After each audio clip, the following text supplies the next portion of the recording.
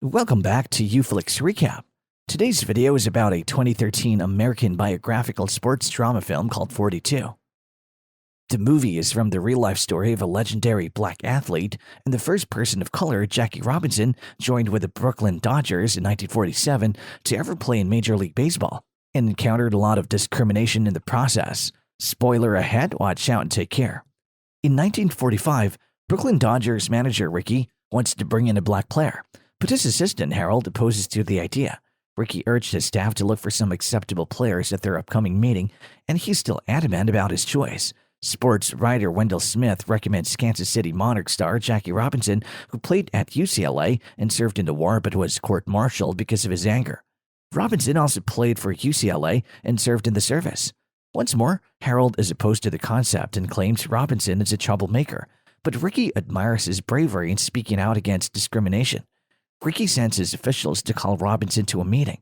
When Robinson arrives at his office, he offers him a chance to join the Brooklyn Dodgers for $600 a month plus a $3,500 contract signing bonus, but only if he's willing to control his temper because he would be joining an all-white team.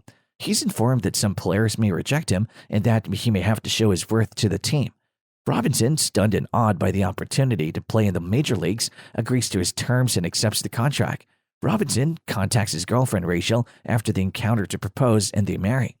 The pair flies to Florida on Ricky's orders, with a layover in New Orleans, but Rachel is furious when she notices a white-only sign on the toilet door. She refuses to comply and uses the lavatory anyway, infuriating the prejudiced officer, who cancels their flight reservation and vengeance. The pair had no other choice except to ride the bus for the remainder of their journey. When the couple arrives in Florida, sports writer Wendell Smith greets them and informs them that Ricky has sent him over to assist them in settling in because black people were not permitted to stay in motels.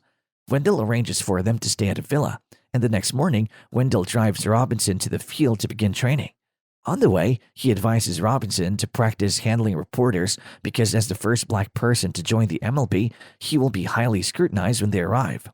Just as presumed, they're surrounded by reporters who bombard Robinson with questions about his opinion on different topics, but he handles himself very diplomatically, saying he's only there to play and doesn't care about anything else.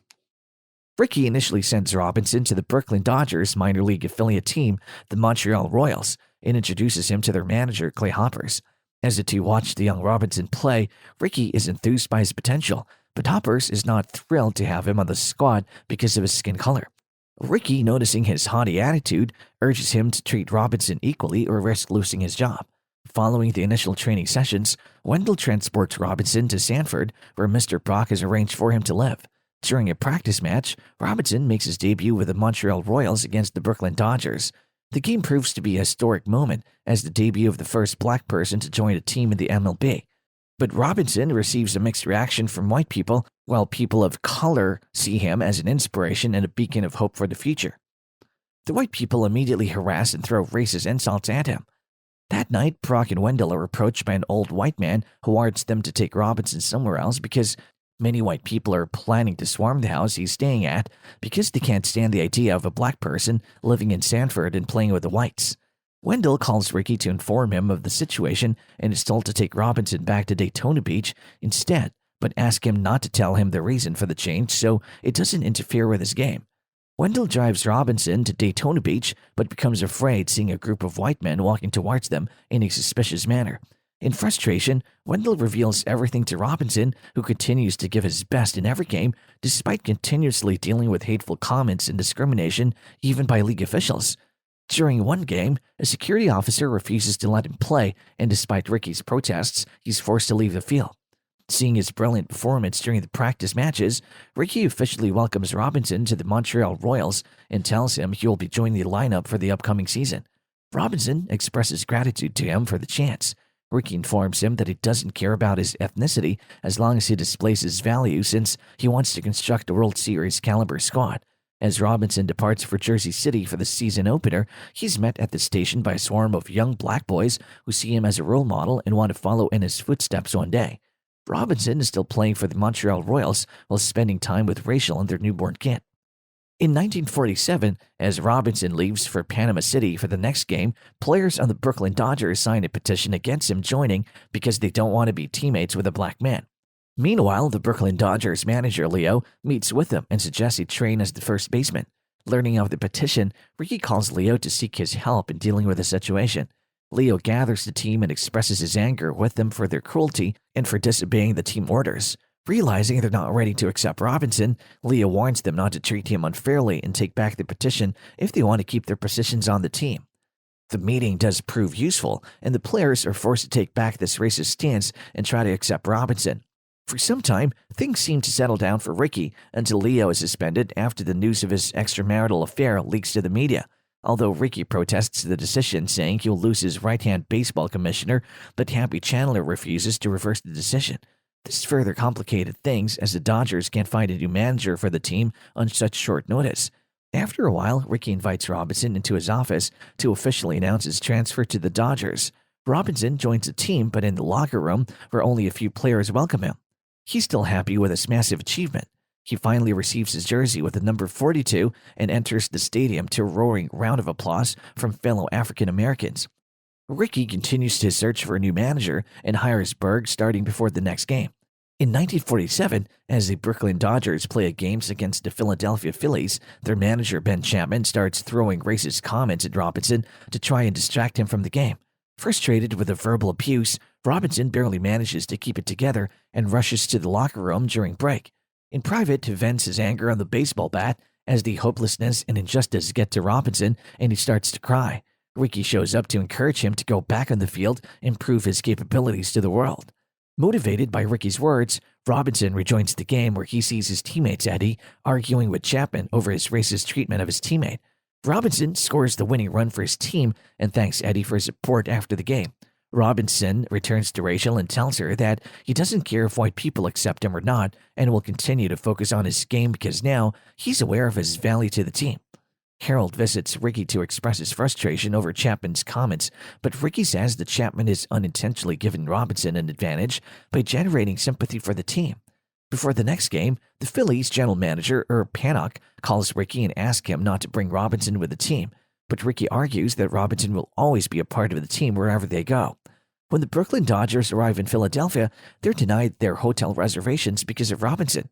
The situation offends his teammates, who start fighting, thinking they will have to spend the night on the bus, but Harold settled things down. As the Phillies receive a lot of negative feedback from Chapman's behavior toward Robinson during the previous game, the manager scolds him for his careless attitude that's making their team look like a bunch of racists before forcing him to patch things up with Robinson to save the team's reputation. Harold takes his message to Robinson, telling him Chapman wants to have a photo with him for Life magazine.